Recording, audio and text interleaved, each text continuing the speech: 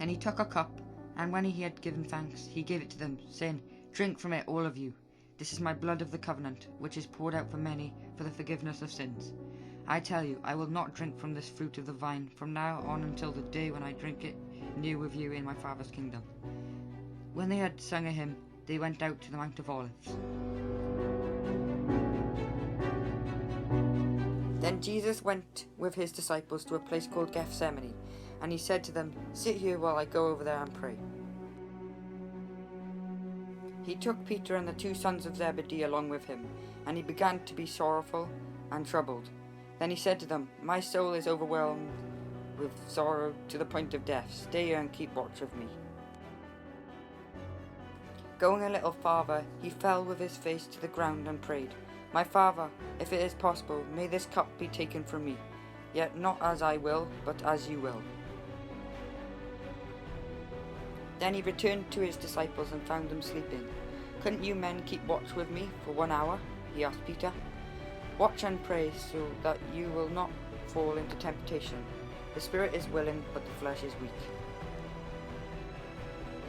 He went away a second time and prayed, "My Father, if it is not possible for this cup to be taken away unless I drink it, may your will be done." When he came back, he again found them sleeping, because their eyes were heavy.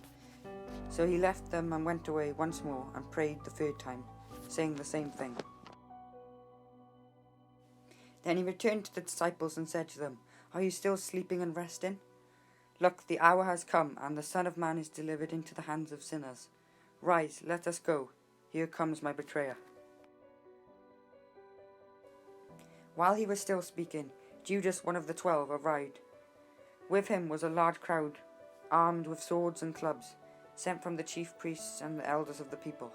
Now the betrayer had arranged a signal with them. "The one I kiss is the man. Arrest him."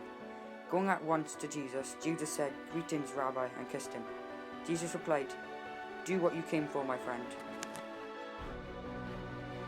Then the men stepped forward, seized Jesus, and arrested him. With that, one of Jesus' companions reached for his sword, drew it out, and struck the servant of the high priest, cutting off his ear. "Put your sword back in its place," Jesus said to him. "For all who draw the sword will die by the sword. Do you think I cannot call on my Father, and he will at once put at my disposal more than 12 legions of angels? But how then would the scriptures be fulfilled that say it must happen in this way?" In that hour, Jesus said to the crowd, "Am I leading a rebellion, that you have to come out with swords and clubs to capture me? Every day I sat in the temple courts teaching, and you did not arrest me. But this has all taken place, that the writings of the prophets might be fulfilled." Then all the disciples deserted him and fled. They stripped him and put a scarlet robe on him, and then twisted together a crown of thorns and set it on his head. Then they led him away to crucify him. Carrying his own cross, he went out to the place of the skull, which in Aramaic is called Golgotha. When he had received the drink, Jesus said, "It is finished." Jesus died. The sky went black. The temple curtain was torn in two.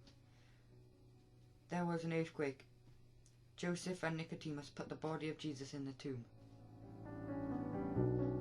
Roman soldiers guarded the tomb.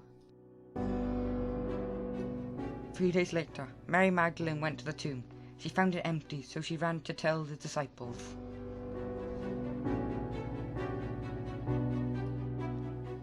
Peter and another disciple ran to the tomb and found it empty, with the linen left. They went to tell the others.